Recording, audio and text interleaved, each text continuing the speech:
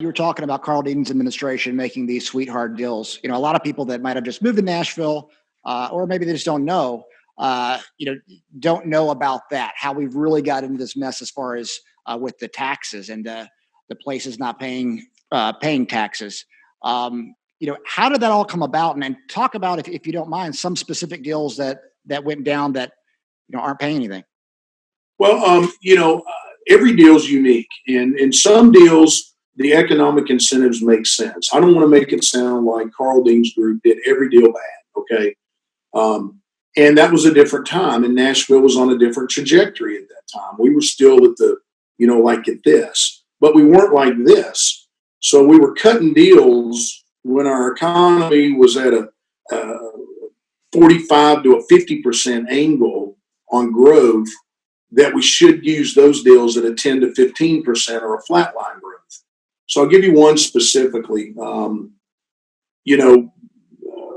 5th and Broadway project is one that just glaringly stands out. Okay, that was announced at the end of Carl's run and the beginning of Megan Barrett's run. And you can't really blame the next mayor, because once a project is so far down the road, economically and contractually, you've kind of got to go through it. So, that project was brought up during that time period. And when I say 5th and Broad, I mean 5th and Broadway in the middle of downtown Nashville, for those that are listening that don't know exactly where that is. It's about a 3.5, 4 city block piece of property that held our old convention center that was still standing on that ground. So they cut this deal with this development group. They come to town and they brought some Nashville people in the loop. So it made it look like a Nashville project, but for the most part, it's not. They say, okay, we're going to sell you the property. 4 city blocks in Nashville. I'm not a real estate guy. You've got a lot of real estate. They ran some numbers on it, and I can't remember them off the top of my head, but I think the low number was $75 million. High number was like $105 million for the land value. Mm-hmm. So it's pretty expensive. We sold it to them for $5 million. And a building sitting on top of it that they couldn't get their financing packages going until that building was removed. So what did the city do? They didn't raise the price and say, look, we'll get it knocked down, but you owe us $7 million. Like $2 million is going to derail a multiple $100 million project. That project's probably $300 million, by the time it's all said and done. What the hell's $2 million? But the city didn't renegotiate. No, that's not what we do in Nashville. Hell, we'll just knock it down for you. So the city spends a couple $1 million knocking down a building they just sold for $5 million. And I'm using round numbers, and somebody will probably hear this and say, oh, Barrett Hobbs is wrong. He was off by this or off by that. So I'm rounding in big numbers, but it's the point that it's factually accurate. We had a property. Let's just say the estimates were off by 40%. Let's knock it down to $50 million. In the center of the hottest city in the United States at the time, we sell 4 city blocks for $5 million. I would have bought it. Come on. They didn't even give us a chance. Hell, everybody would have bought it. Right.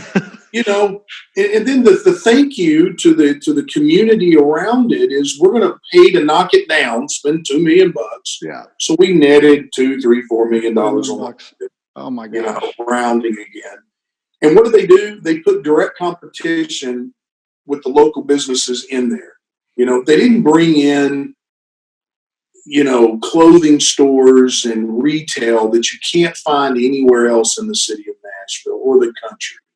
It wasn't something unique that they went to Clay and said, hey, Clay, we want you to come up with the most unique men's apparel store, and we want you to launch a prototype here, where you can only get these at this place.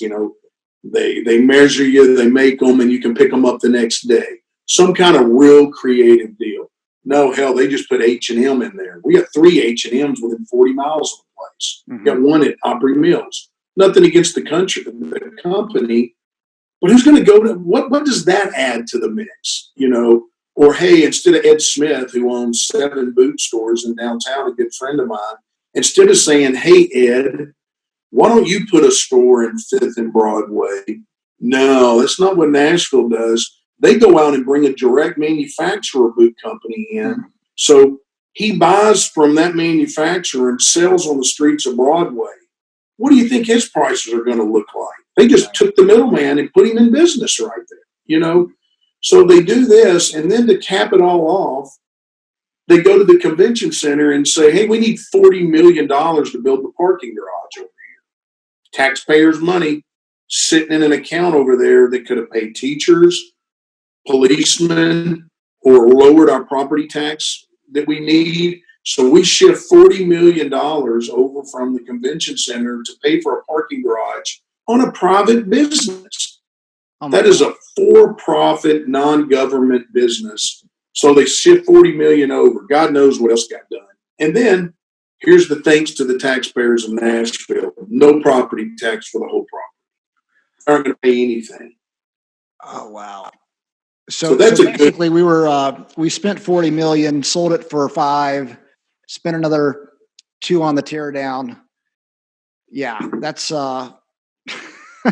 There's dozens of those. There's dozens of those. If I had time and the energy right now, or just during this past budget process, I would have gone down, and I want to make sure that people are listening, that they understand the system. The state mandates it and gives us a formula that we have to go by. So the council could change it, but they would have to go to the state, which they need to do. It's an antiquated system, in my opinion. It needs tweaking.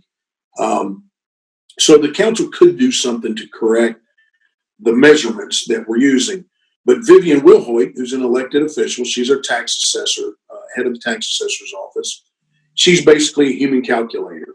A lot of people get mad at her and say, oh, my taxes are going up. She doesn't have anything to do with it. She takes the numbers that are provided, they calculate it, and then they assign it to the parcels and say, this is how much you owe, this is how much you owe. She's a human calculator. Her staff is. So I want to make sure that everybody doesn't bombard her about, you're going up on my taxes. It's not how it works. But I would love to have somebody go to her office and say, I want to pull every parcel that's been done inside the MDHA development package over the last 12 years and find the ones that are truly in economic distressed areas and move them out of the equation.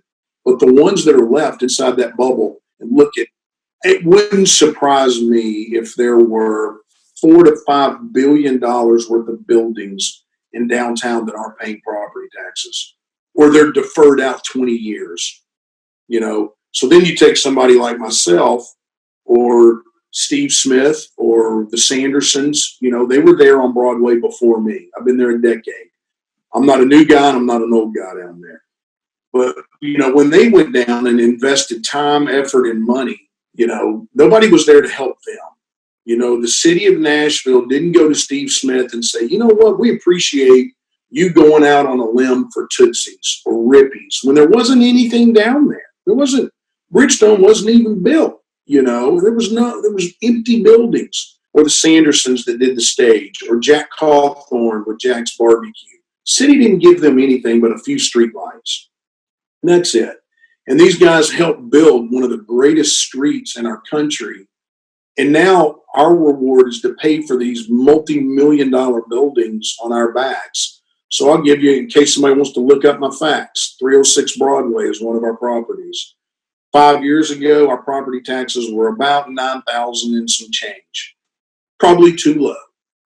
Probably needed to be in the $18,000, $20,000 range, but the formula hadn't caught up yet with the assessments. After this passage, our property tax will be somewhere in the high $80,000 a year number. So we go in 5 years from $9,000 to $84,000 roughly, maybe as high as $96,000. We're waiting on how they're going to do. We have floors above us that aren't finished out, but they still qualify those as our square feet, but at a reduced rate. So it's up for determination at this point. That system can't work when you've got a multi-hundred $200 million retail outfit like at Fifth and Broadway paying zero, and you've got a local Nashville-owned business paying $90,000 a year, and we're both selling the same thing, you don't have to be an economic genius to know at some point that system collapses.